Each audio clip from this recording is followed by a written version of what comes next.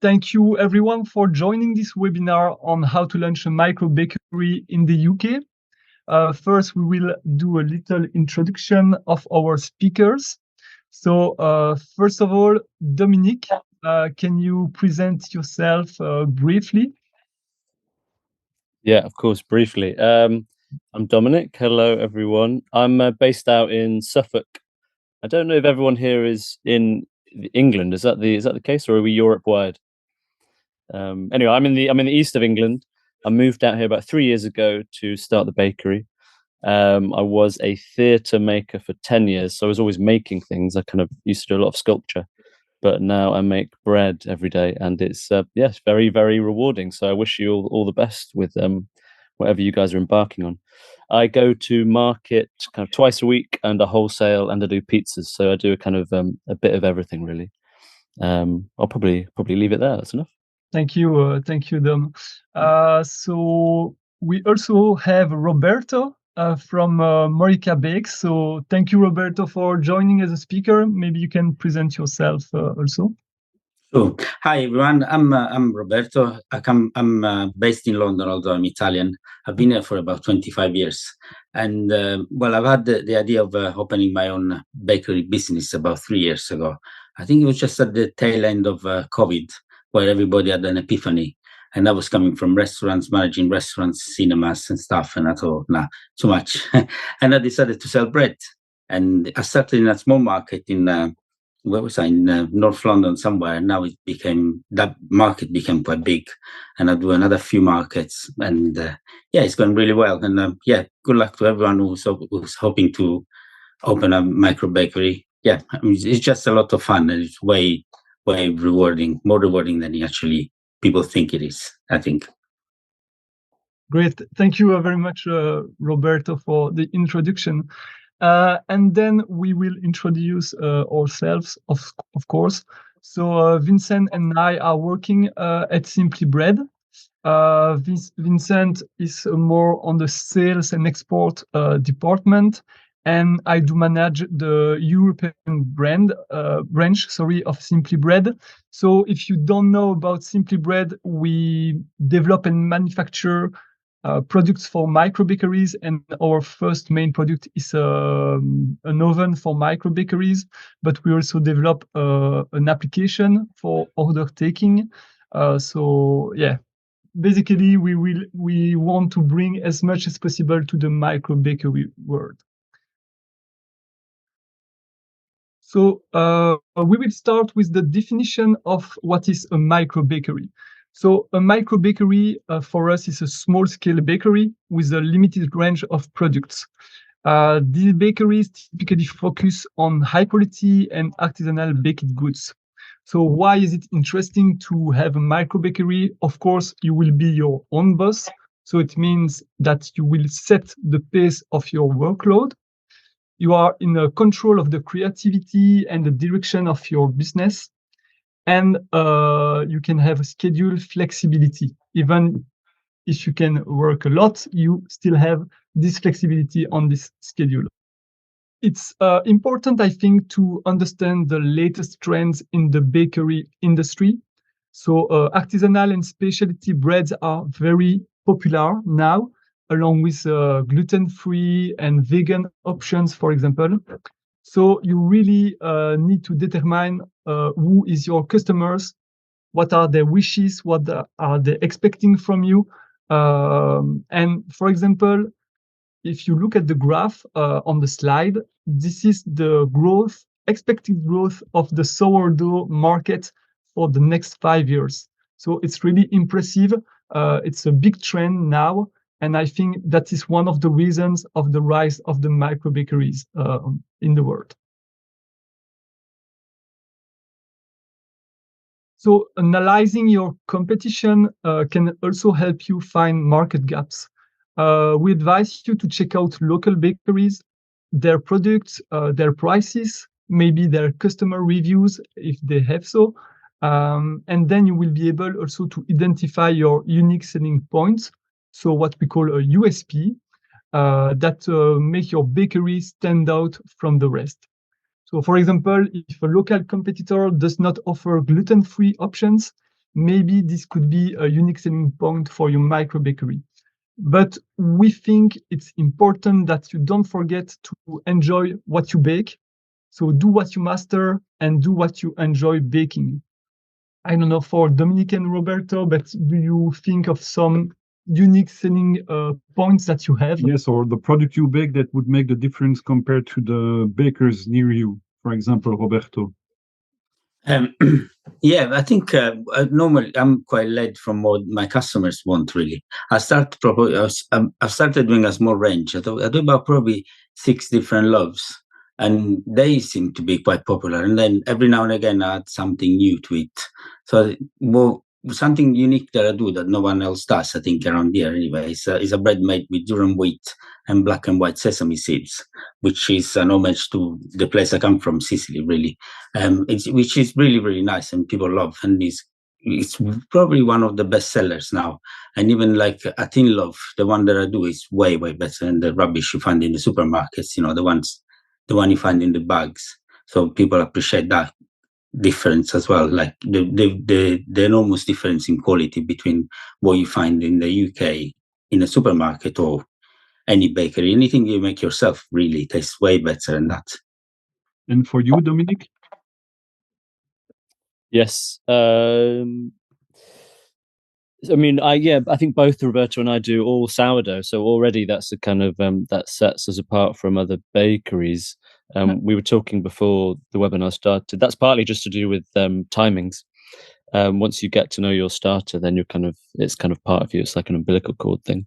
But yeah, there is this thing called the Real Bread campaign. I've got this book here as well that I'll bring up at some point. But if you're not part of this, this one's called Need to Know, and it's part of the Real Bread campaign. And they make a big fuss, and they're about real bread. Like Roberto said, people taste the difference. So just get people tasting your bread, and their bellies will make their own minds up for them. They'll just come back because they feel better after eating your bread. I do a sourdough brioche, which people go mad for that.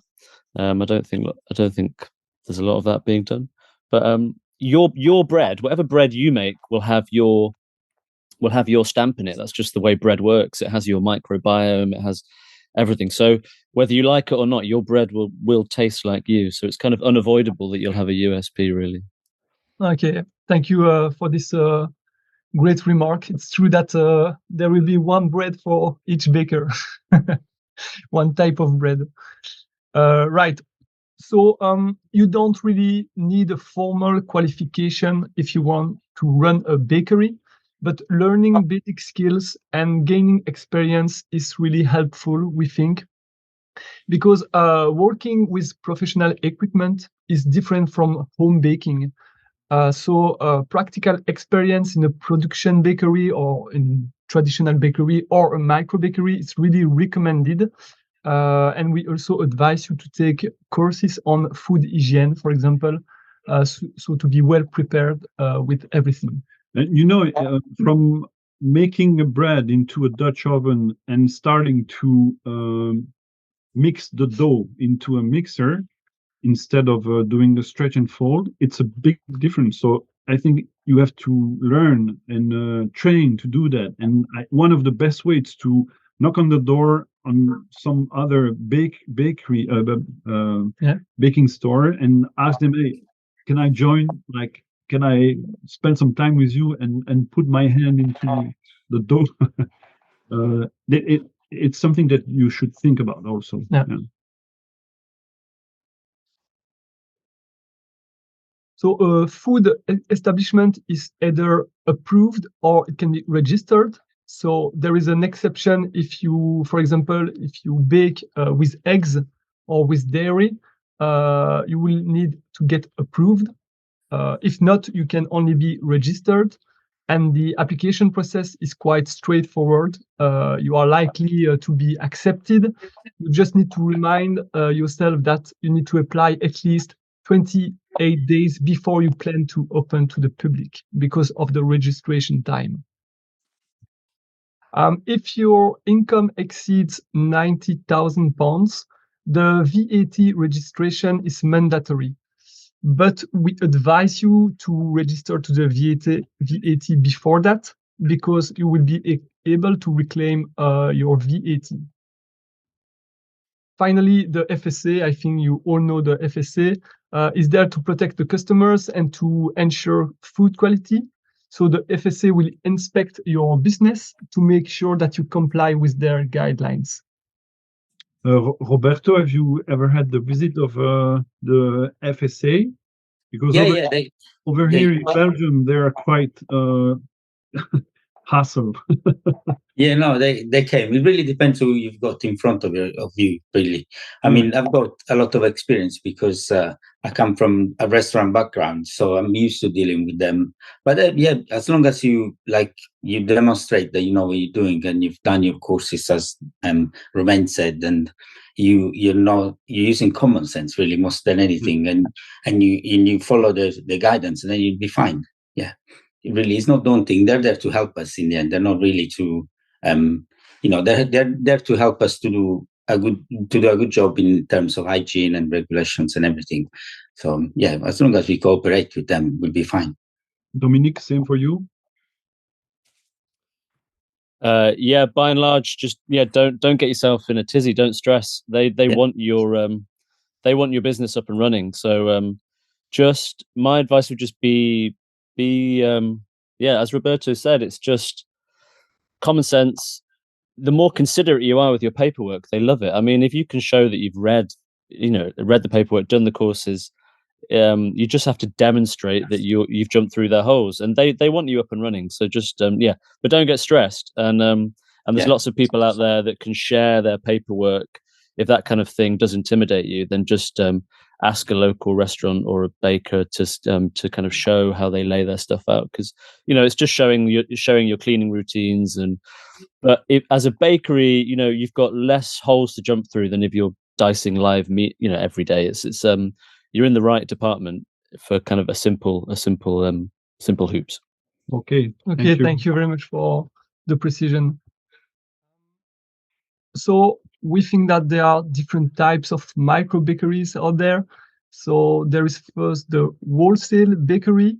So the wholesale bakery basically will supply baked goods to businesses. It means that you don't need a customer-facing unit. It will allow you to reduce the cost, but it will require the ability to mass produce and to build business relationships. You can also have a coffee shop bakery. Coffee shop bakery will include a production kitchen, of course, and a seating area for customers to eat and drink. It requires larger investment and maybe some staff that will increase the cost, obviously. Don't forget that the venue is likely to be the most expensive aspect of opening a bakery. Then you can have a home bakery. A home bakery you will operate from your home kitchen or in your garage, for example. It's really ideal if you want to start on a smaller budget. And then you will have the retail bakery, which is more traditional bakery with a production kitchen and a counter for takeaways. There is no seating area, keeping the venue cost lower, obviously. Maybe you can also mix, for example, a wholesale bakery with a home bakery. I think, Dominic, do you do also wholesale bakery? Yes, I wholesale, let's say on a Wednesday, I wholesale on a Saturday, I retail on a Thursday, and I retail my pizzas on a Friday. So I kind of split right down the middle. But wholesale also means that, depends on where you are, but you're getting your bread out there, so people then come to you as a point of retail as well. So it's really just finding as many access points for selling your bread. Yeah, true. And Roberto, I think it was more like a home bakery for you. Yeah. I sell at markets as well as Dominic does. I do Wednesdays and Saturdays, and then I do some little markets here and there and everywhere. But mainly I'm lucky enough because I've got a market just around the corner from where I am, so I don't even have to drive too much to get there.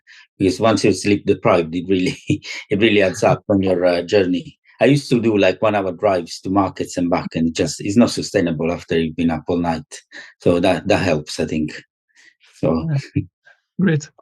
Yeah, because typically we also have some customers that are doing that they make baguette, and they sell a lot of baguette to restaurant and catering, and it's an extra income, and they can do not a mass production, but quite a large production as a wholesaling. Yeah, true. Planning use classes are the legal rules that decide how a property can be used by its occupants. In the past, you would have needed to specify the type of bakery that you run to define the use class of the building. So, for example, if you had a retail bakery, it would have been a A1 class. And if you had a coffee shop bakery, it would have been a A3 class. But since the update in 2020, all bakeries fall under the use class E, which is commercial, business, and service. And when you take over someone else's business, a change between uses within the same class does not constitute development. And therefore, you won't need planning permission. Otherwise, you will need to have that planning permission. Also, there might be an exception if you run a bakery that is dedicated to community. I know that one of the participants here wanted to know more about a community oven. But so maybe a community oven would fall under class F2, which is community use. So what we advise you to do is simply ring your local planning office to make sure that you are under class E or maybe under class F2.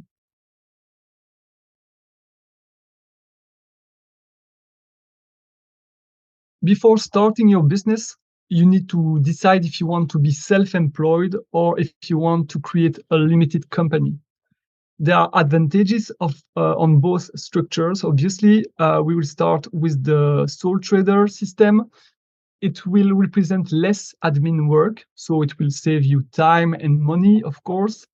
As a sole trader, you will need to pay the income tax as well as the national insurance. There is the class 2 and the class 4 national insurance, but you will see that since April 2024, there is an update on the class 2. We will discuss about that in the financial part at the end of the webinar. Also, if you have lower profits, you will pay less tax when you are a sole trader. So that we will also see at the end of the webinar. We also had feedbacks regarding the rent of a lease. It's easier to rent a lease when you are a sole trader because the landlords prefer to rent to someone with an individual responsibility.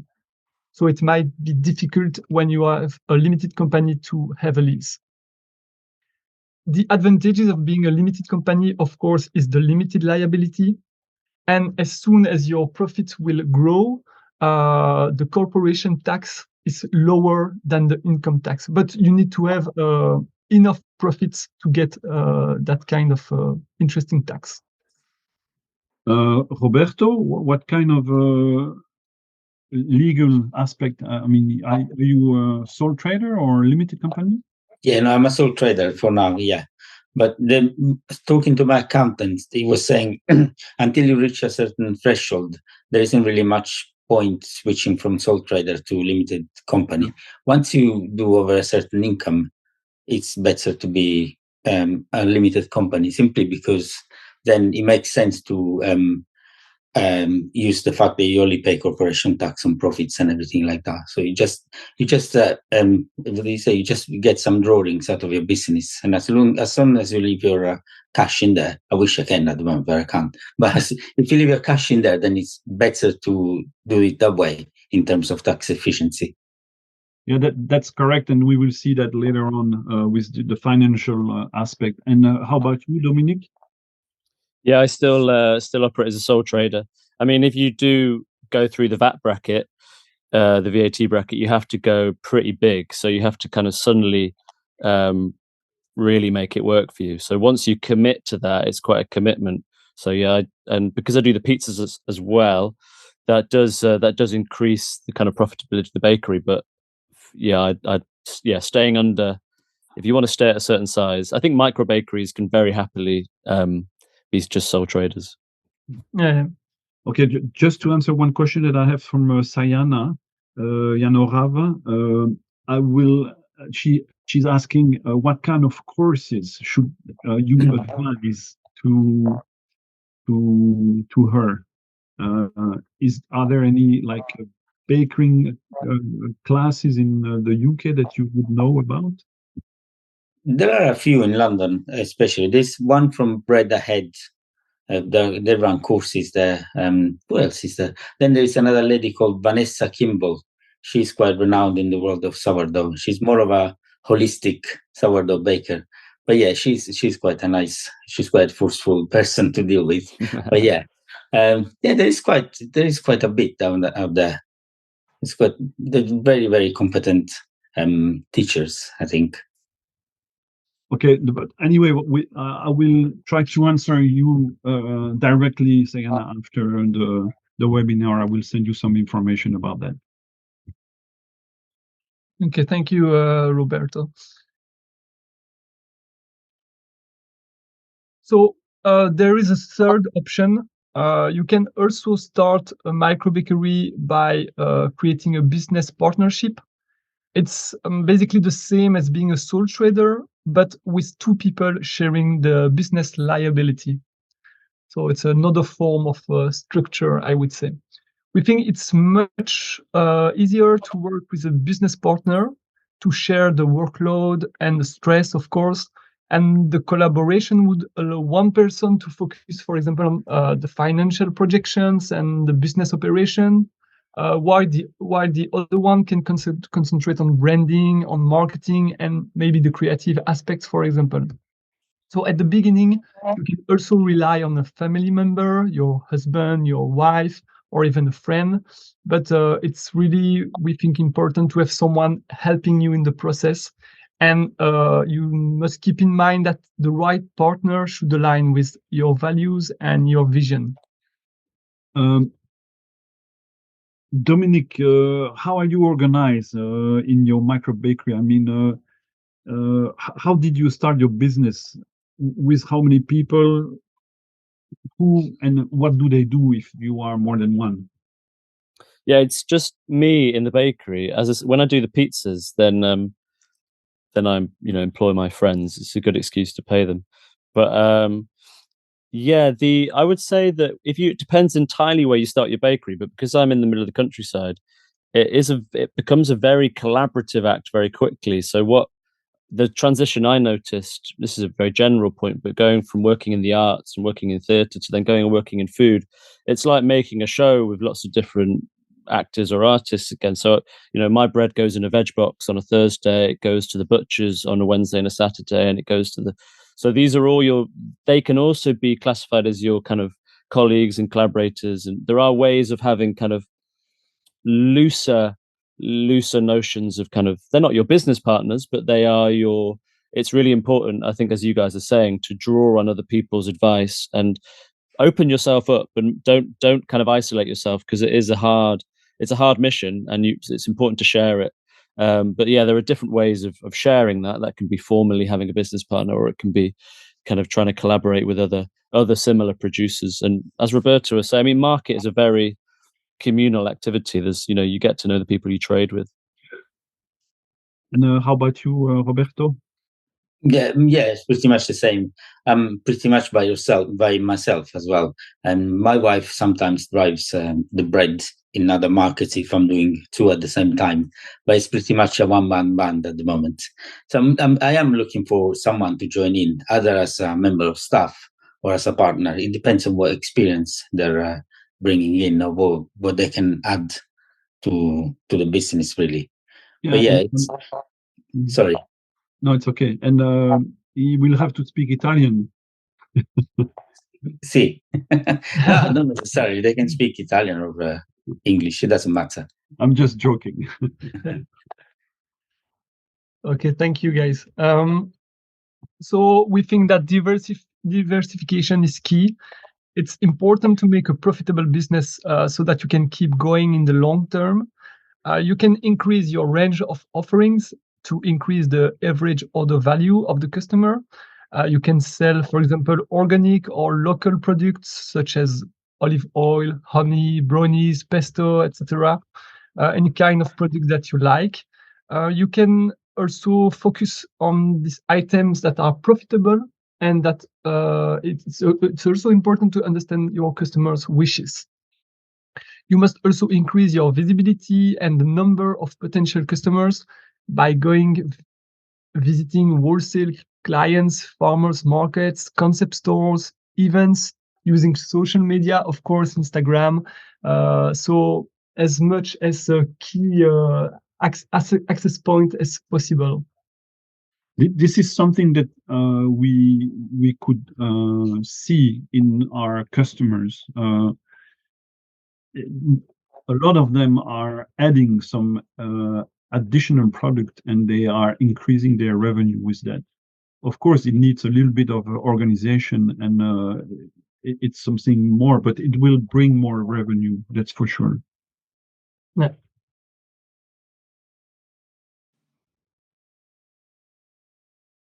So it's important to work smart rather than just working hard. And for that, you need to always try to match your equipment level with your production. Because if your production is too high and that your equipment is too low, the workload will be just impossible to manage. And that's not what we want.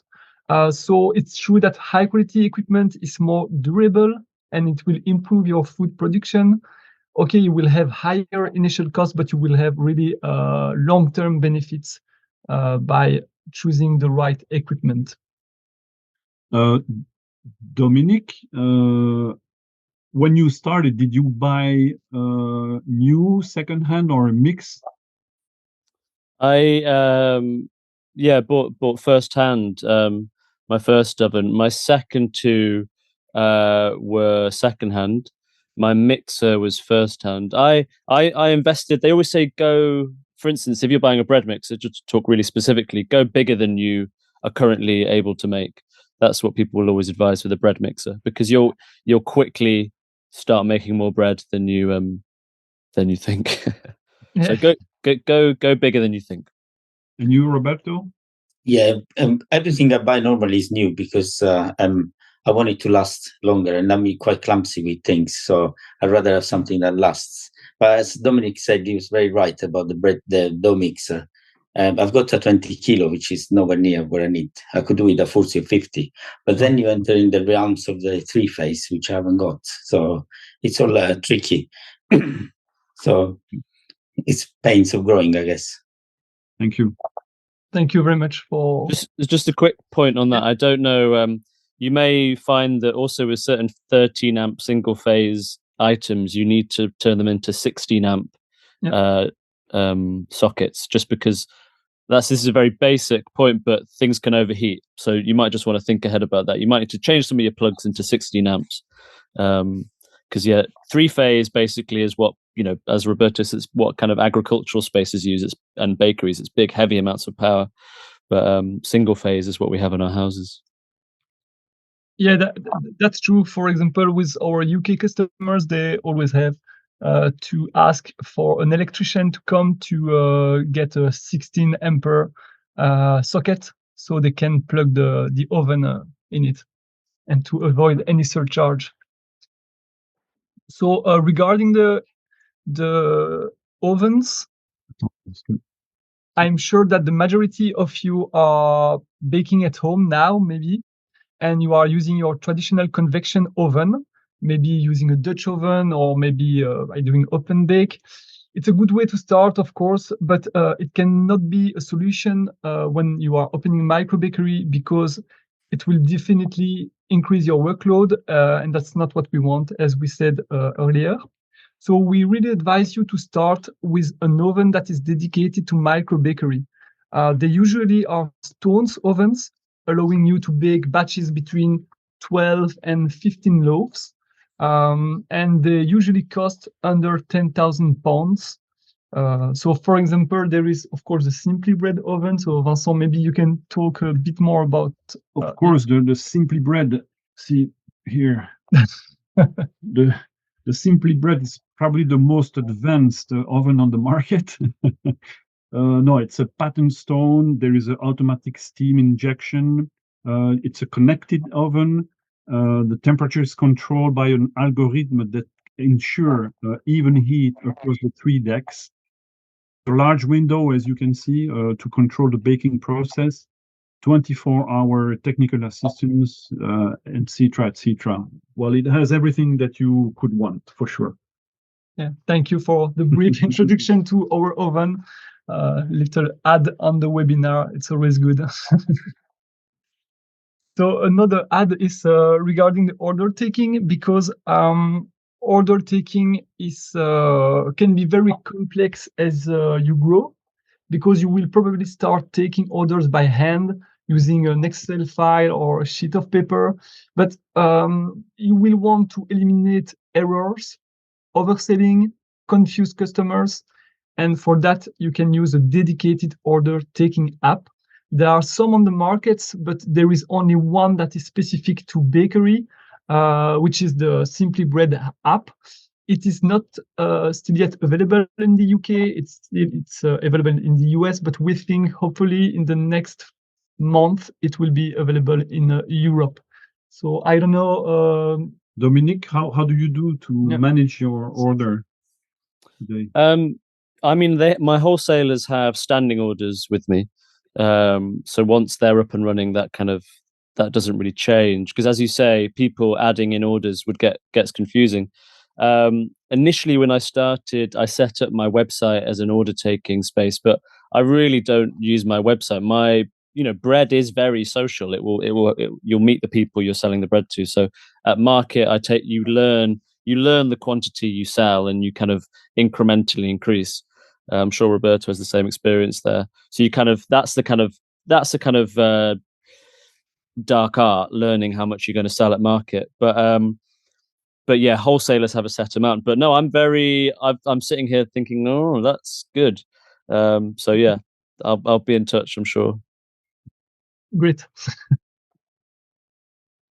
Well, in fact, it's very interesting also for takeaway. So if people come to your house and take away, that's interesting to do it. Of course, if you only do market, it's a nonsense for me, unless people want to take to go and pick up the product at the marketplace. That's also something that could be managed, of course. Yeah.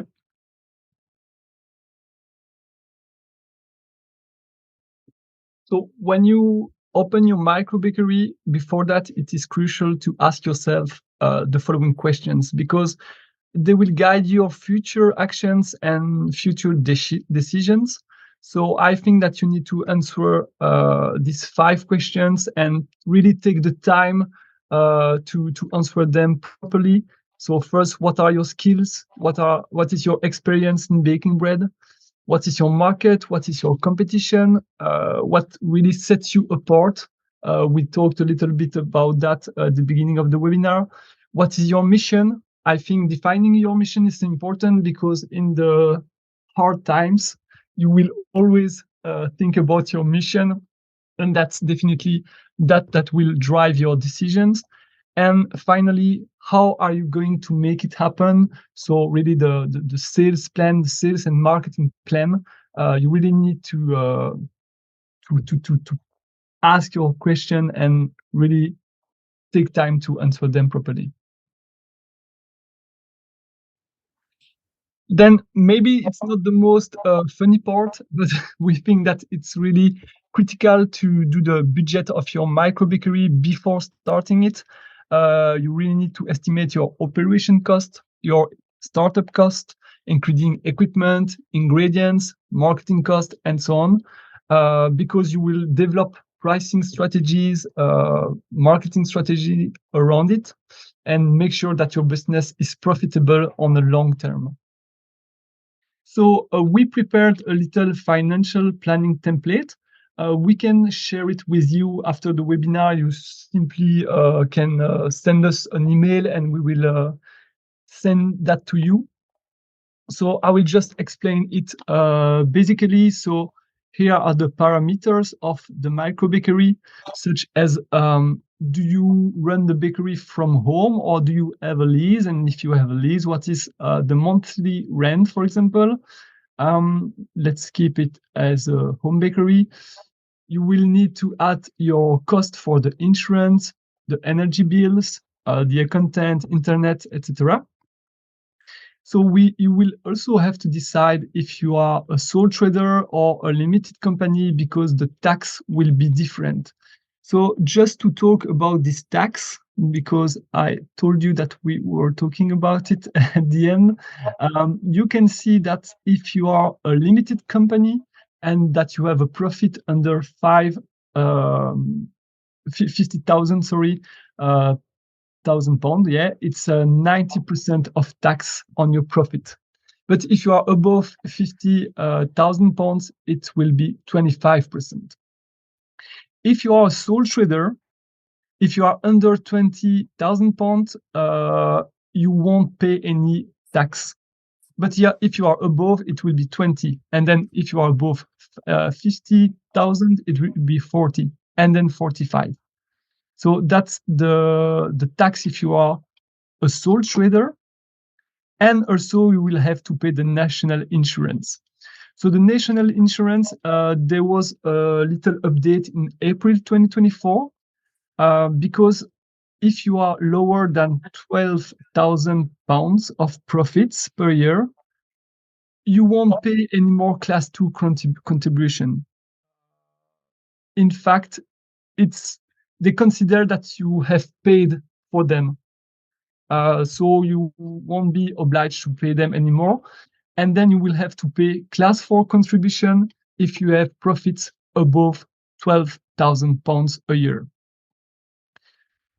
So to keep in our example here, you can see that you have the sales with the turnover. We created little tabs here, for example, for the bread.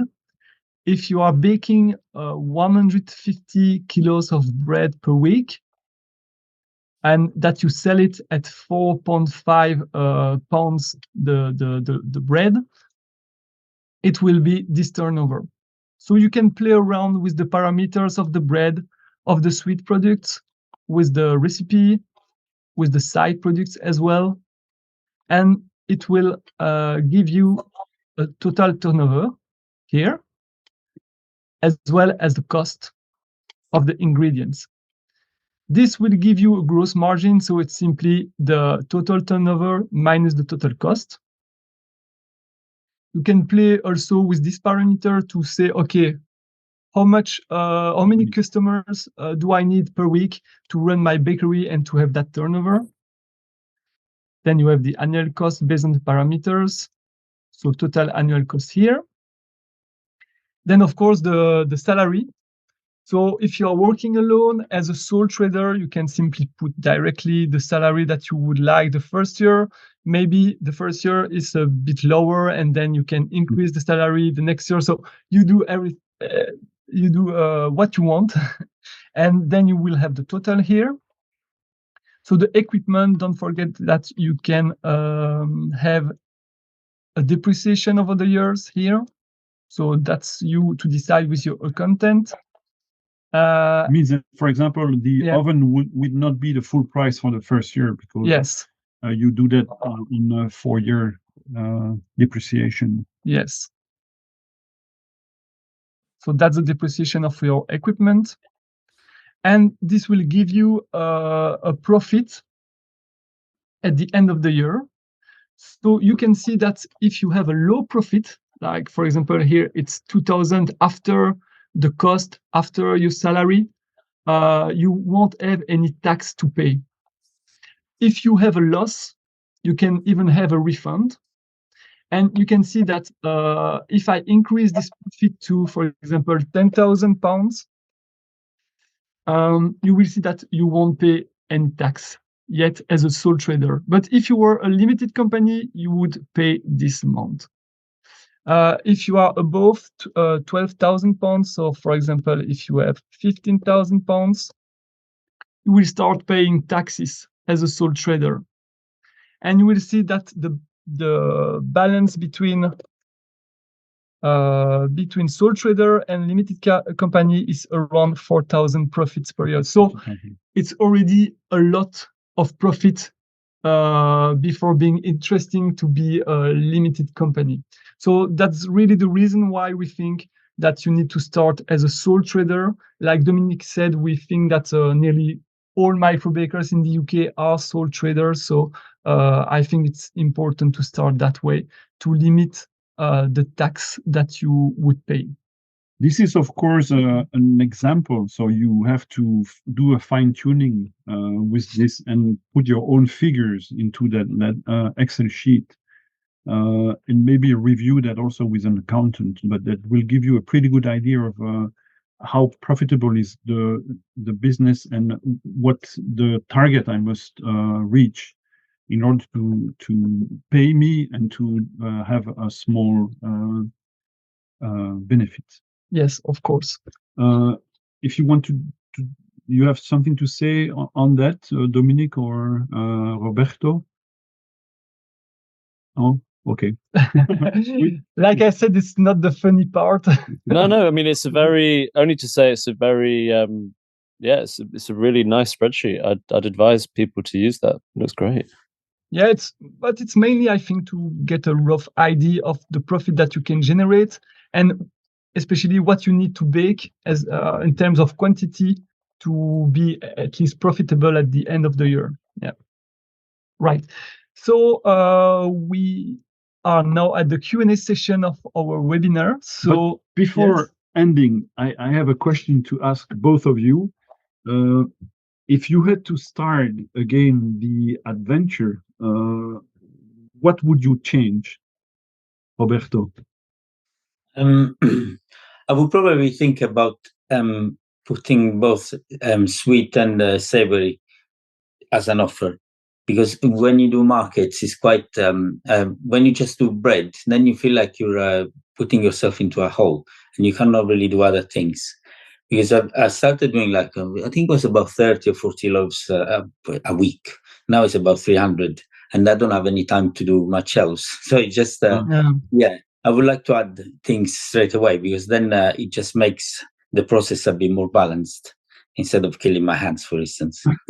Yes. Okay. Yeah. And you, Dominic? I think this is kind of vague answer, but I think if I just knew that I was going to be doing it now, still, when you start, you think, oh God, is this going to work? If you plan and you do it with conviction and you have an ethos and everything you've walked people through here, I think have the confidence that you will still be doing it in 3 years. So just think all the time, invest in yourself is what I would say. I think there's you make kind of shortcuts at the beginning. I don't know. It's simple things about how you prove your baguettes. Just buy yourself nice linen. If you have some money knocking around, do invest it, and that's obviously a privilege. But if you've got a bit, spend it, because it will come right back to you. I think that would be my advice. Okay, great, good advice. Thank you. So, as I said, if you have questions for Dominic or for Roberto or for Simply Bread team, of course, regarding specific questions with the webinar, or maybe if you have other questions, you have the possibility of sharing your questions by clicking on the Q&A tab in the Zoom session. So I see that there are already some questions that are on the webinar. So I will let Vincent ask the questions directly, maybe to Dominic and Roberto. Okay. From Pierre, do you know which kind of permission I would need to work from home, if any? If there are any specific HACCP courses for bakery to take? I'm Italian too, so that's for you, Roberto. Yeah. Is it possible to have Roberto's email address so I can chat with him? If he's okay with that, of course, and then I can maybe share once we close the Zoom, if Piera give me her email. So I will maybe let Dominic answer for permission or HACCP courses, maybe. Yeah, I mean, I think you're on the right track there, aren't you? As long as you've got your HACCP forms that the food person can come and look at. There are, this is harking back now, but there are kind of 3 specific courses you need to take. I think they make it very clear. I mean, it's allergens. You probably know more than me right now, Piera, I think, from what I can remember. But it sounds like you know what you're talking about. I can't give you any. I can't drag it out of my mind. Sorry. Okay, Not very good advice. I can't remember basically. Maybe Roberto, I don't know. But if you're doing your HACCP, then you're on the right track. Okay. So we also have a question from Marianne. So what encouraged you to move from making bread for yourself or your family to being confident that your bakes would sell? So I don't know, maybe Roberto, you can answer this? Yeah, I mean, you can never be confident that your bread will sell, but from I would say from experience, it's just buying bread in other bakeries and testing other breads, and then you know your product if it's up to scratch or not. And I mean, what encouraged me was the pandemic. Really, was the fact that we had time in our hands, and I was at home doing pretty much nothing. So I just used the furlough money to buy an oven and just go with it. And luckily, I was lucky because the market, as soon as I started, did really, really well. So I just had kind of a meeting with my wife and just said, so what should we do? And she just said, hey, go for it. And that's what we did. I think it's very important to be encouraged by who you're living with, because things can go wrong as well as they can go right. I was very lucky, so I can't really complain too much. But yeah, as long as you're confident in a product and you think it's good and you know it's good, then you're fine. I mean, now where I am, I'm pretty much a few doors away from Gales. And when the Gales bakery opens, I was quite concerned because they're a big name in the UK. And I was worried if it was going to affect the business. But if anything, it just introduced the world of sourdough to Barnet. So people actually looked for sourdough more often. So if anything, it just helps having the competition around you, I guess. And my business, if anything, my bread went from strength to strength, and I haven't looked back since. So yeah, I think you just have to be brave and go for it. And this is part of the answer that I would like to give to Sue. She's asking, what do you think the market is like these days for opening in the UK after a surge in sole trader microbakeries during and post-pandemic? Not almost or quite saturated in interrogation mark. And you know, Roberto partly answered that. All I can say is that of course, there are some bakers that have disappeared from the baking world, but the consumption of bread remain even, which means that part of the bread market is going to the supermarket and the baking the baking chain. How do you say that? Baker's chain. But there is a niche market for sourdough bread and for other bread that what you can find in a supermarket. Definitely, and we can see that not only in the UK but in the rest of the world. It's a really trend that has started actually during the pandemic. Yeah. So, but we're talking about micro bakers. We're not talking about regular baker. Traditional bakers that are working with maybe 10 people in the store, and I think that they are suffering from today probably more. Yeah. So what do you think, Roberto or Dominic? I think I think the market is quite buoyant at the moment because there is much more interest in sourdough and like proper bread, as Dominic was saying, and in real bread. Even the bread they call sourdough in supermarkets, most of it isn't. Most of it they just add yeast and they put some fermented flour in it and they call it sourdough, and it isn't. And you will know from there. I mean, the taste in the end is going to be totally different, and people would understand that. And yeah, it might be. It's quite hard to get a gig in a market, I guess, because many markets would have a baker already, and they won't allow another one. But other than that, I think I don't think it's too difficult. I don't think it's saturated at all. If anything, people need more bread, better bread anyway. They need better bread than what there is at the moment. Roberto also have a question from Siana, and she said, "Can people really afford a 4.5 wheat breads?" Yeah, good bread you have to pay for. I mean, Yeah. they'll understand what the time it takes to make it and the love that you put in your produce. Each and every product, each and every piece of bread has been touched by your hands, as Dominic was saying. I mean, I'm not sure it's a good thing or not, but definitely it's way better than putting it through machines and go through a sterile product. It's just a different league. Yeah. People, if they want to afford, they can afford it. They can afford, So yeah, it's a question for maybe Dominic.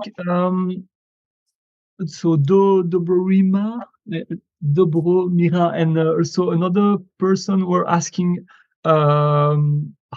what is a typical baking day, or maybe a typical baking week for you? How do you organize yourself? What is the timing dedicated to really baking, and the timing dedicated to other things? What is the typical schedule? Yeah. Just on that previous question to Roberto, I mean, people pay well over £5 for a pint of beer in London. It's just, I think, as a food culture in the UK, we still are very behind on paying the right amount. Just most of us are spending too much money on rent to be able to put the right food in our bellies. But come the revolution, maybe that would change and people have more money to spend on good food. The in terms of my baking week, Tuesday I do a half day essentially, so I mix in the day. I think Roberto is probably a similar schedule. The broad sense is that we mix bread in the day and then we refrigerate overnight, so that's retarding the dough, so that's slowing down the fermentation process. And then in the morning is kind of the easy bit, really, where you're just you're putting those loaves into the oven and they come out, then you get your bread. So the mix can take, let's say, 5 hours of mixing on a Tuesday, 5-6 hours. That's a half day, really. I work long days, and then Wednesday the bread comes out the oven from kind of 4:30, 4:00 till 7:30. That gets delivered. I then come back, mix again for a market. So I'm done by about 3:00 on a Wednesday. Take that to market on a Thursday, so it's coming out the oven again. Stop me if you're bored.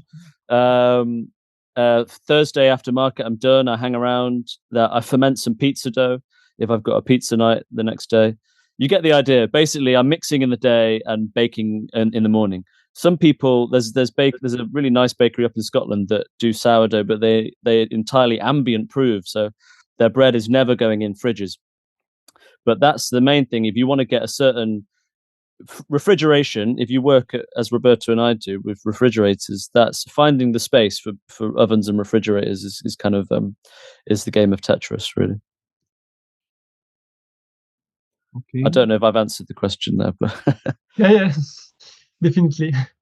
Basically, you get lots of time to listen to music, listen to podcasts, listen to books. In the morning, it's like a monastery. You're in your chapel, and in the daytime, it's kind of like a rave. It's there's different energies at different times of the day. But it's a very, very, as soon as you start making food for people, which many of you maybe already do, you'll know how the feedback just keeps you alive. The gratitude you get is immense. So that kind of that charges you up. Great. Thank you, Dominic. So I think we are at the end of the questions. Yeah.